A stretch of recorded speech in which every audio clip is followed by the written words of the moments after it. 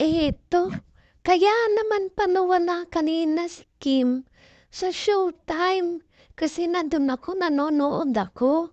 Yun naman pala, last day shooting nila ngayon. At ayan o, nakakatuwa, grabe.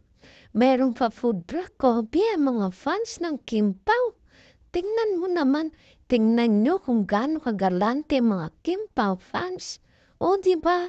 Talagang mahal na mahal nila ang Kim Pao. At yan, nakita na rin natin dyan si MJ Felipe. Sigurado ibabalita niya yan mamaya o bukas. At pag yan talaga nagbalita, 101% legit. Talagang totoo. At naku, abangan ko yan.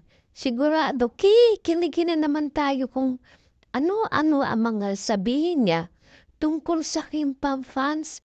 At ayan si Kimi, mukhang mugto pa ang mata. Sigurado, nag-overnight yan sila.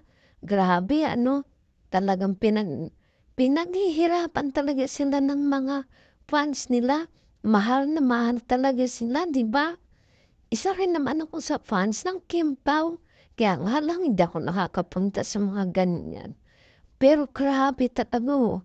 Haha nga pa kung paano gumastos at kung paano ipakita ng Kim Pao fans ang pagmamahal nila sa Kim Pao. Diba? Grabe.